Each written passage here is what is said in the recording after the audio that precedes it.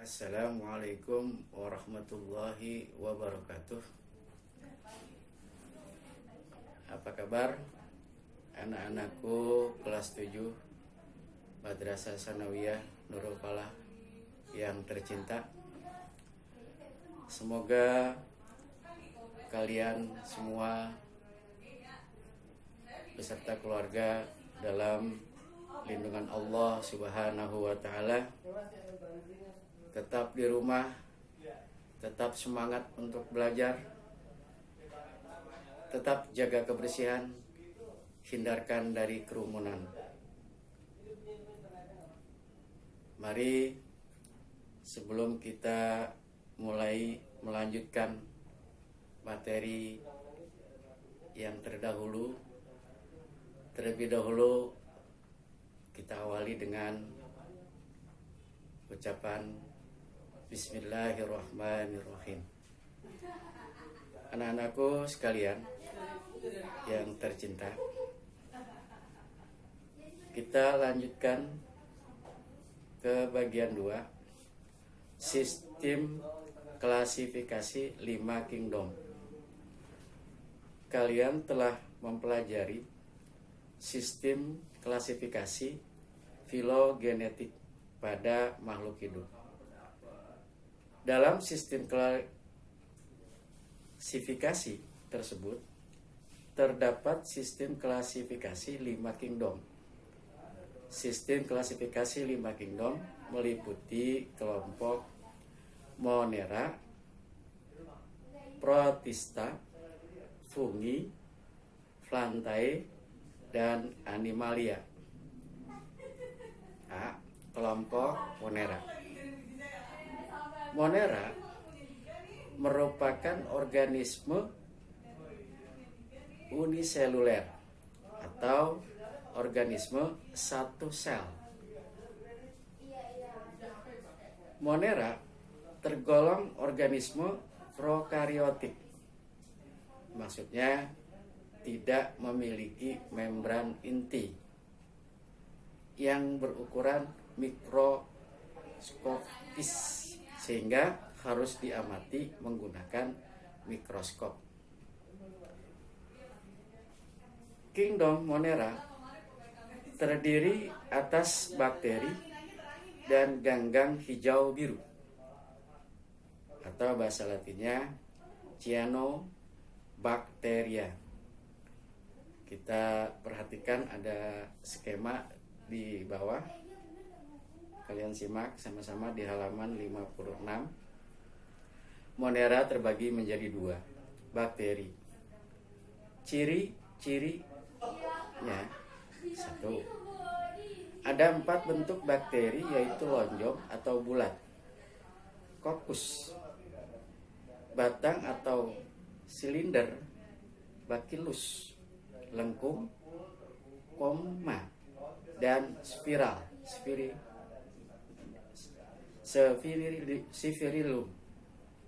2.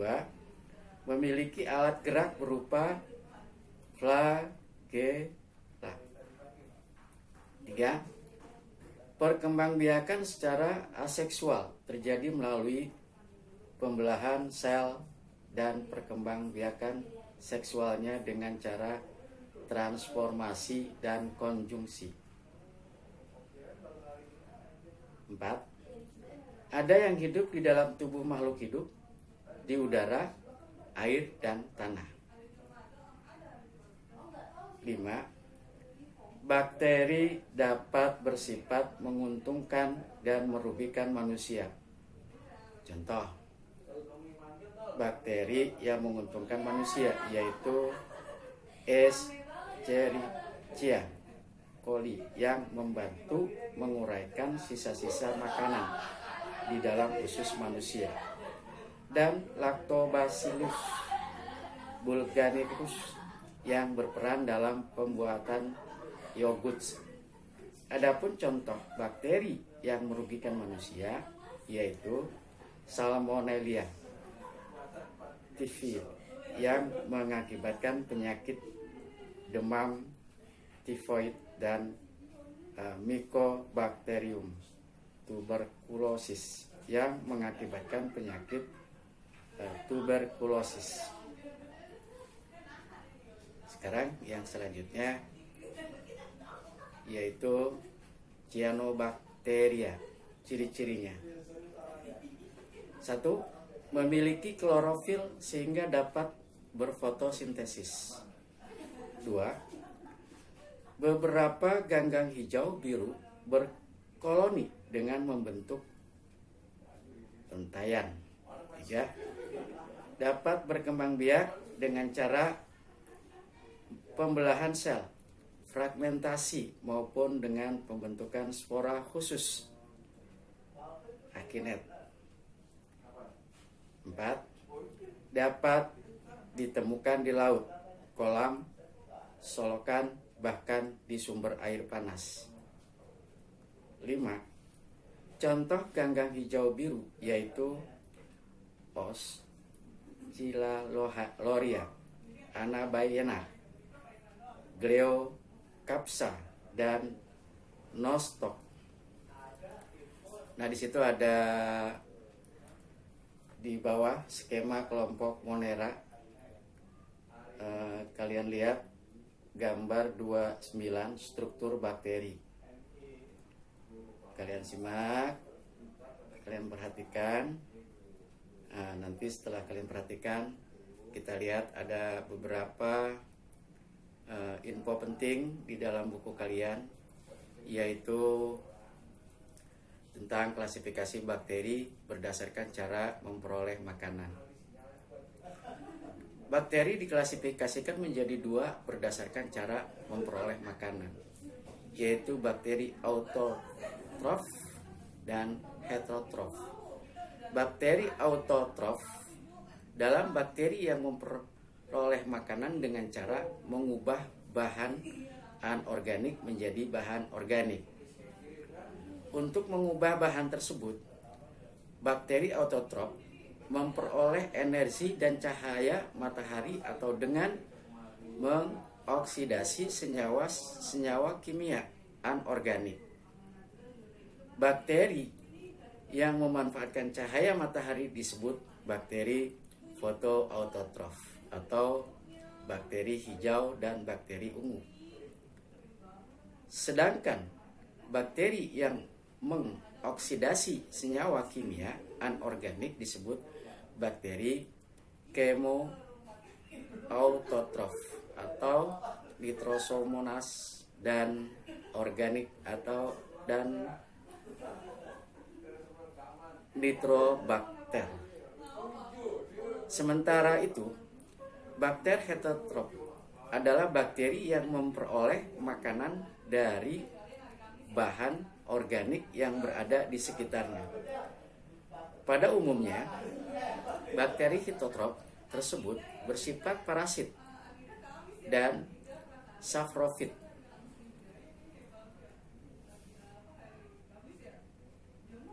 Organik yang berada di sekitarnya. Pada umumnya bakteri heterotrof tersebut bersifat parasit dan saprofit. Bakteri yang bersifat parasit berarti memperoleh makanan dan dari inangnya dengan hidup di dalam tubuh inang. Misalnya Mycobacterium tuberculosis yang menyebabkan TBC pada manusia. Adapun bakteri yang bersifat saprofit memperoleh makanan dengan merombak bahan organik yang berupa sisa organisme atau produk organisme lain menjadi bahan anorganik melalui fermentasi. Sebagai contoh adalah Escherichia coli dan Clostridium sporangiae. Itu info penting yang kalian harus perhatikan. B. Kelompok protista. Protista termasuk organisme eukariotik karena inti sel penyusun tubuhnya dilindungi oleh membran inti. Anggota protista ada yang unseluler, uniseluler, dan ada yang multiseluler.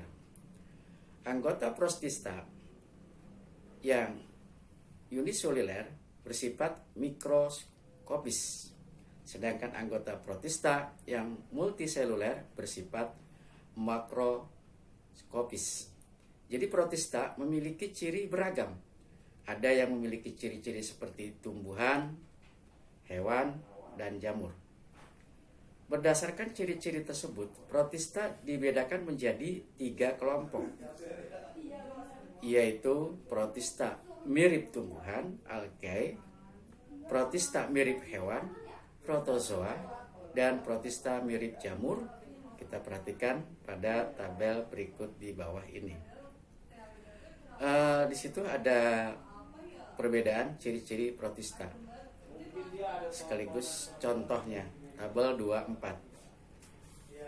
Yuk sama-sama kita simak kelompok protista yang mirip tumbuhan atau algae. Cirinya ada 6. Pertama, memiliki dinding sel dan klorofil. 2, mampu memproduksi makanan sendiri. 3, tubuhnya belum dapat dibedakan antara akar, batang, dan daun.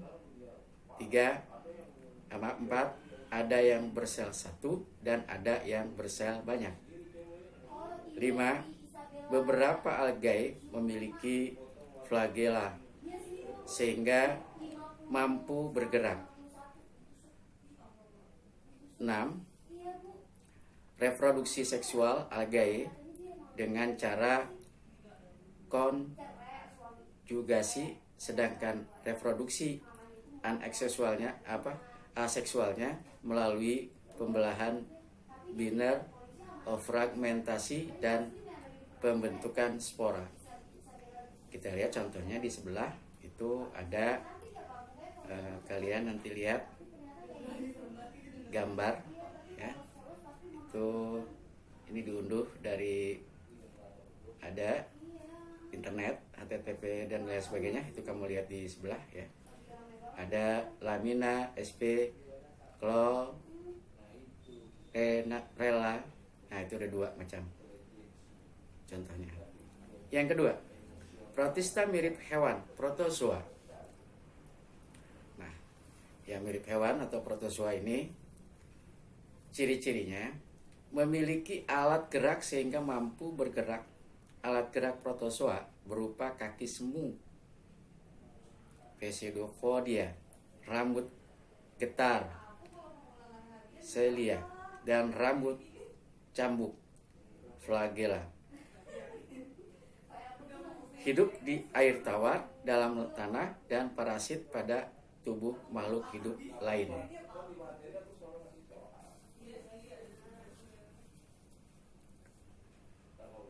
Ada contoh di sebelah, amuba dan Paramecium ya, itu di sebelah ya, ada 2.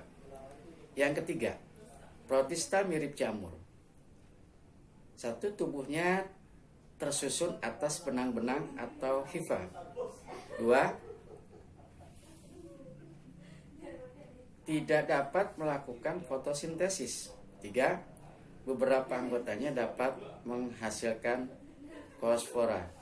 4, beberapa anggotanya memiliki fase vegetatif, mampu bergerak seperti amuba. 5, berproduksi dengan menghasilkan spora. Ada contoh di samping Phytum dan Cerationix ya, atau Frutcalosa. Ini ada di samping gambarnya. Kita lanjutkan. Di situ memang kita harus mempraktekkan mikroorganisme yang hidup dalam air. Cuma karena kita sementara masih belum bisa bertemu, berarti kita lewati dulu. Kita lanjutkan langsung kepada selanjutnya, fungi.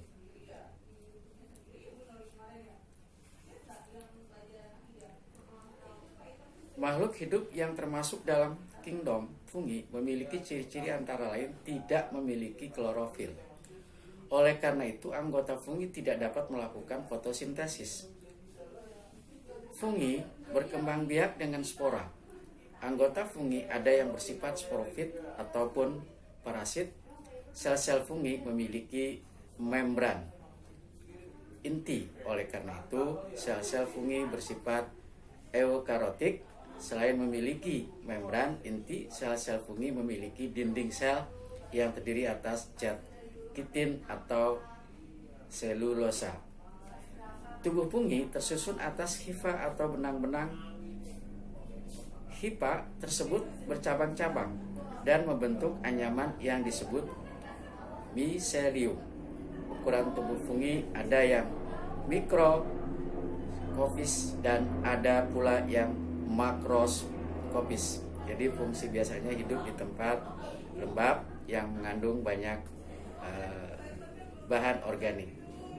Untuk lebih lanjut, memang kalau kita harus mengidentifikasi morfologi beberapa jenis jamur.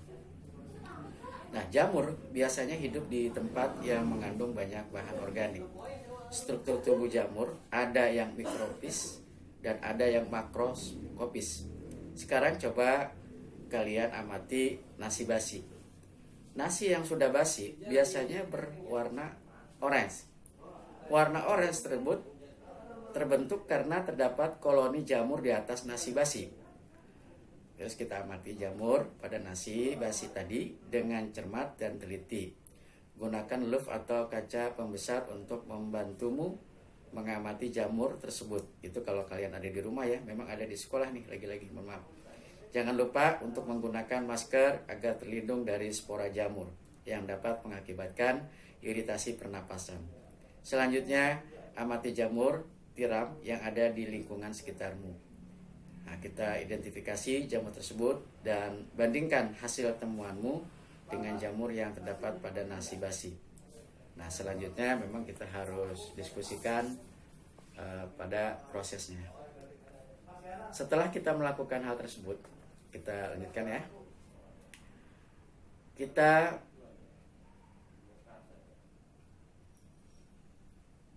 mengetahui beberapa morfologi jamur yang ada di lingkungan sekitar. Nah, perbedaan morfologi pada jamur dapat digunakan sebagai dasar pengelompokan untuk lebih memahami tentang kelompok jamur.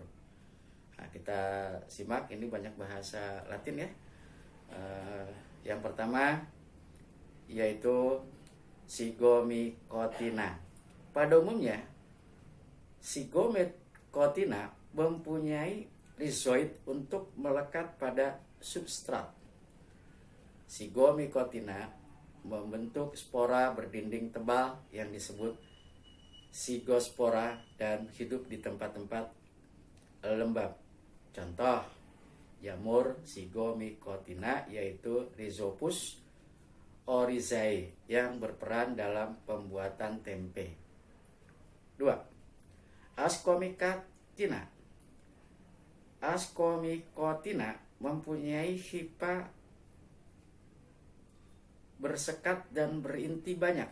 Struktur tubuhnya ada yang uniseluler, misalnya Saccharomyces sp bersel banyak dan membentuk miselium asunositik ya, seperti jamur penicillin, serta ada pula yang bersel banyak dan membentuk badan buah seperti jamur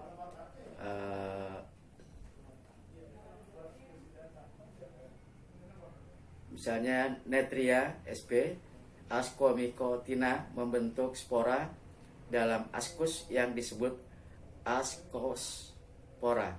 Cara hidup jamur Ascomycotina ada yang saprofit dan ada yang parasit. Jamur Ascomycotina banyak dimanfaatkan dalam kehidupan manusia, misalnya Saccharomyces ya, cerevisiae yang berperan dalam pembuatan roti. Penicillium yang dapat menghasilkan antibiotik serta Aspergillus wenti yang berperan dalam pembuatan kecap. 3. Basidium Basidiomycotina. Struktur tubuh Basidiomycotina multiseluler dan biasanya bersifat makroskopis. Jamur Basidiomycotina dapat membentuk tubuh buah. Umumnya tubuh buah Basidiomycotina mempunyai bagian-bagian yaitu tudung, bilah, tangkai, tubuh, dan dasar tangkai. Perhatikan gambar 211 di sebelah ya.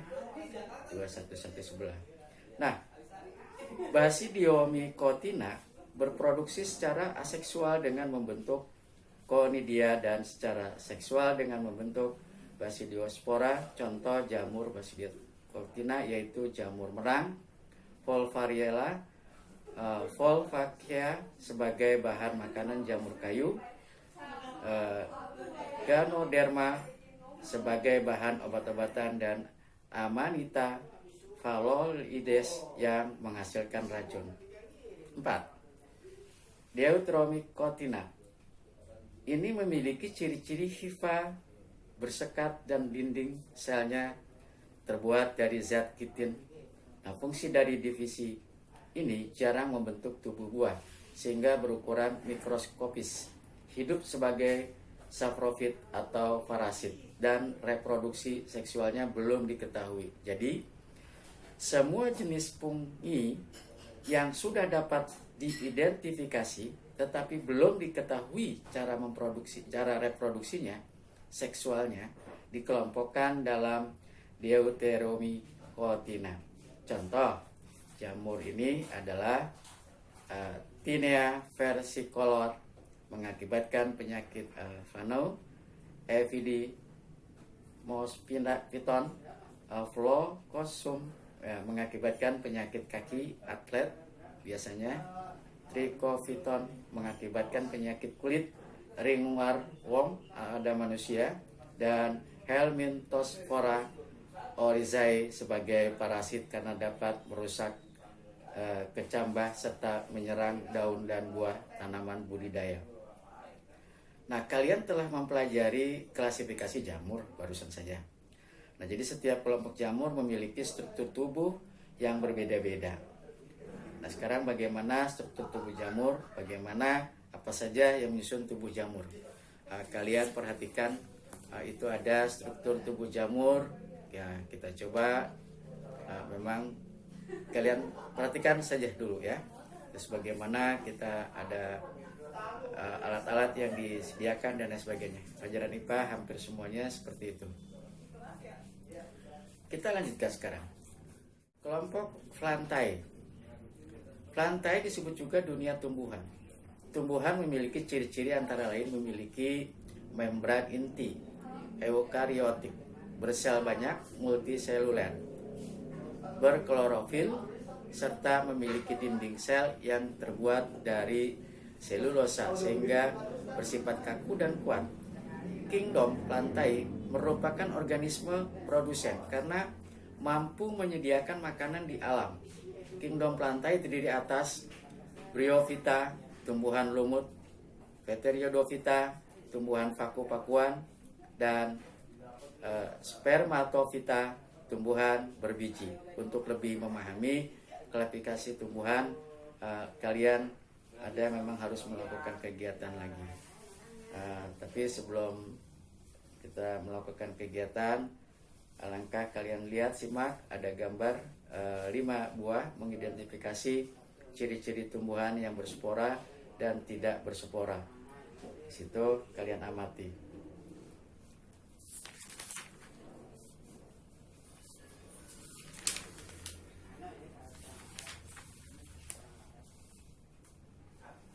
Kita sudahi dulu saja. Mohon maaf tadi kalau penyebutan huruf Latinnya kalian nanti simak betul-betul biar pas penyebutannya. Sekian, kurang lebihnya mohon maaf. Billahi taufiq wal hidayah. Wassalamualaikum warahmatullahi wabarakatuh. Kalian belajari lagi, sekali lagi kalian baca ulang sehingga dapat memahami. Sekian.